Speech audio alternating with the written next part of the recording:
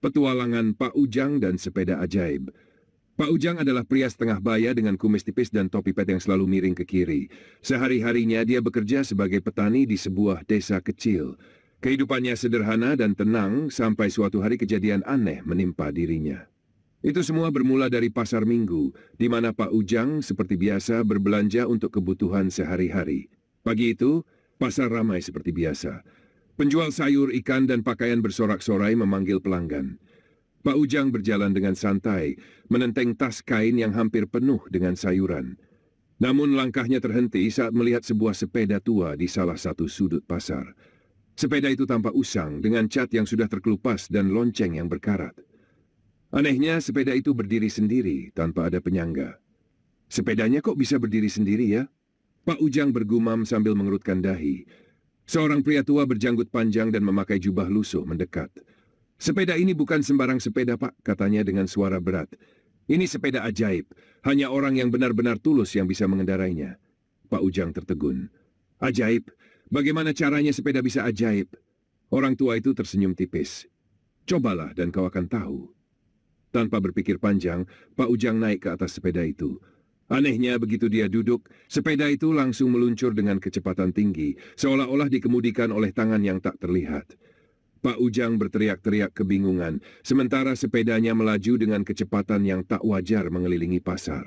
Orang-orang di pasar pun berhenti sejenak dari aktivitas mereka, menonton dengan mulut ternganga saat Pak Ujang berputar-putar seperti baling-baling. Tolong, remnya di mana?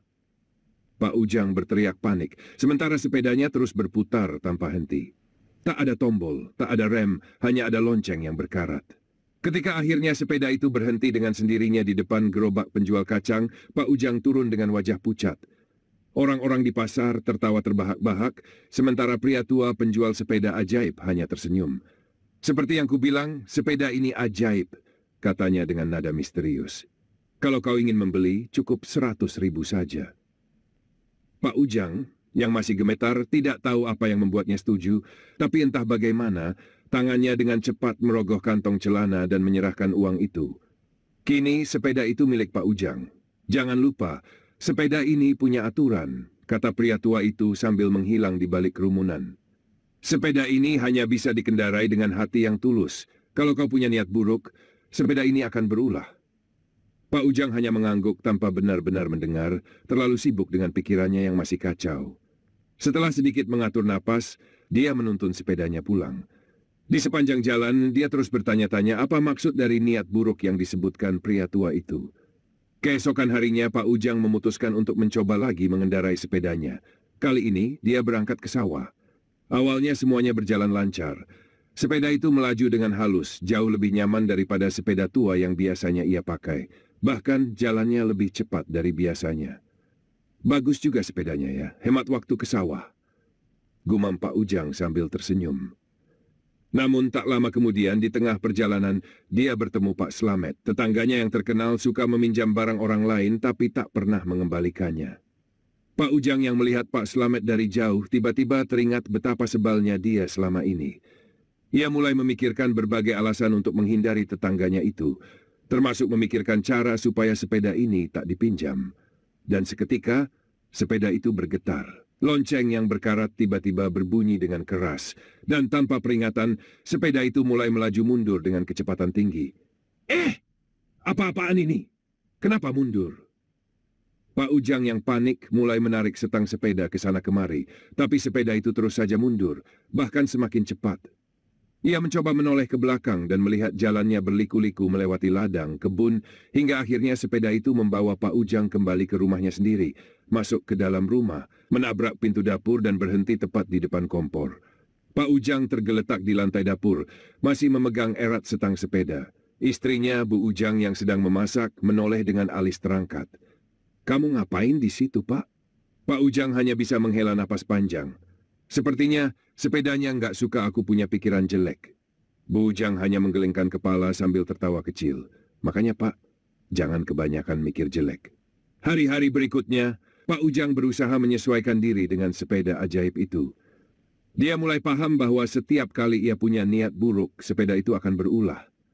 Suatu kali, dia berniat untuk memotong jalan dengan menerobos ladang tetangganya. Namun sepeda itu justru berbelok ke arah yang berlawanan dan mengantarkannya ke sungai. Pak Ujang terjatuh dan basah kuyup. Di lain waktu, dia mencoba berbohong kepada istrinya tentang kemana uang belanja minggu itu dihabiskan. Sepeda ajaib itu mendadak berhenti mendadak di tengah jalan, membuat Pak Ujang terlempar ke tumpukan jerami. Setiap kali sepeda itu membuat ulah, Pak Ujang tidak bisa berbuat apa-apa selain tertawa sendiri. Dia mulai menyadari bahwa sepeda ajaib itu bukanlah sebuah kutukan, melainkan sebuah pelajaran berharga. Sepeda itu memaksanya untuk selalu berpikir positif dan jujur dalam setiap langkah hidupnya. Meskipun kadang merepotkan, sepeda itu seolah menjadi sahabat yang selalu mengingatkannya untuk tetap tulus. Namun, ada satu kejadian yang benar-benar membuat Pak Ujang menyadari betapa ajaibnya sepeda itu. Suatu sore, ketika Pak Ujang sedang bersepeda pulang dari sawah, tiba-tiba awan gelap menggantung di langit. Hujan deras pun turun tanpa peringatan. Pak Ujang yang tidak membawa jas hujan mulai panik. Dia ingin segera sampai di rumah, tapi jalanan licin dan berlumpur. Tanpa diduga, sepeda itu mulai bergerak sendiri. Bukan hanya itu, ban sepedanya yang biasanya tipis dan sudah agak aus tiba-tiba mengembang, seperti balon. Sepeda itu melaju di atas lumpur tanpa kesulitan, seolah-olah melayang. Dalam waktu singkat, Pak Ujang sudah sampai di rumah tanpa sehelai pun bajunya basah. Pak Ujang terdiam di depan rumah, memandang sepedanya dengan takjub. Sepeda ini, pikirnya, memang benar-benar ajaib. Hari-hari berlalu, dan Pak Ujang pun semakin akrab dengan sepeda ajaibnya.